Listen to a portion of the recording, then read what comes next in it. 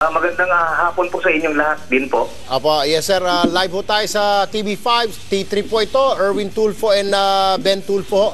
Sir, nasaan na po yung kaso ngayon? Ibig sabihin, saan na ho tumatakbo ang kaso, sir?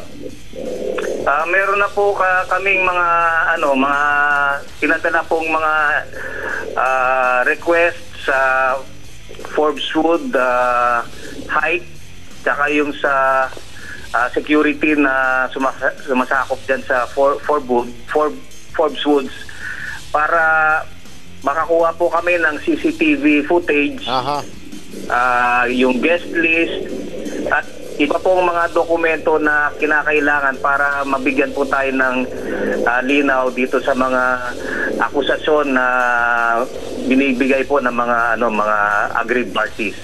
Sir, totoo po ba dahil sabi nung ayaw daw magpa-medical legal ni Mr. Navarro at kaya hindi po siya nadala sa ospital ng pulis natin? Siya po ba mismo ang tumanggi magpa-medical? Ayon po sa statement ni PO3 Lumiwan dun po sa SPD, ang sabi po niya, tinanong po nila si Mr. Bong kung unang-una tinanong po nila kung meron siyang gustong sabihin o i-complain. Sabi po ni Mr. Bong, hindi na.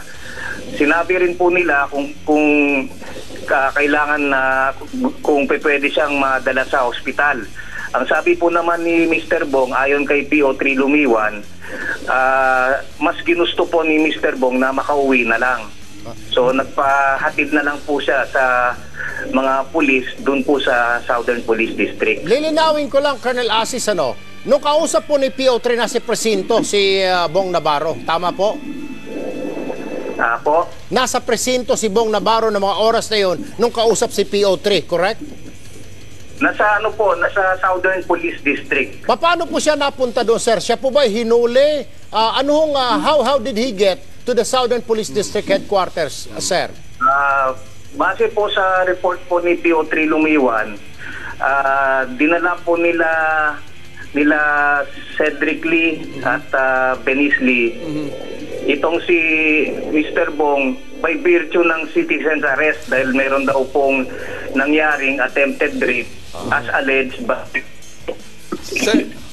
Sir, yun ho bang sinasabi ho nilang citizen's arrest valid ho ba yan na plain view na nakita ho nila while the crime was committed?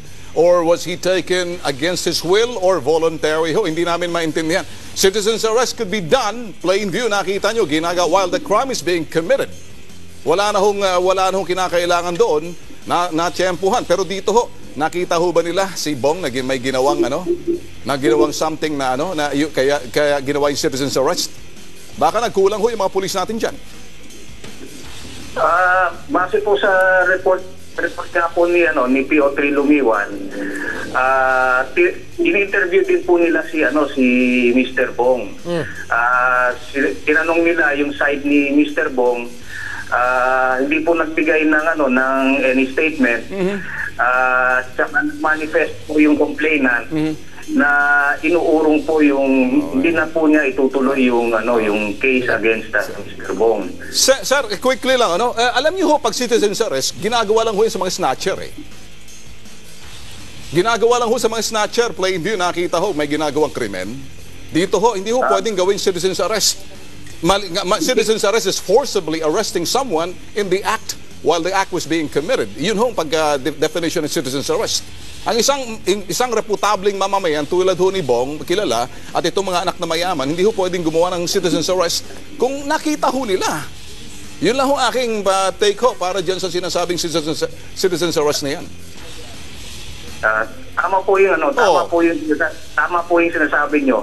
Pero bumabase lang po ako sa report ni PO3 Lumiwan dahil sila po ang nag-handle initially nitong case na yan ni Mr. Bong. So ano nangyari, Colonel Asis? Nag-charge, counter-charge ba? Nung dinala nito mga kabataan, ng mga kalalakihan nila Cedric Lee, si Bong Navarro sa inyong tanggapan o sa presinto ng SPD, nagsampa mo ba sila ng reklamo laban kay Ginoong Bong Navarro?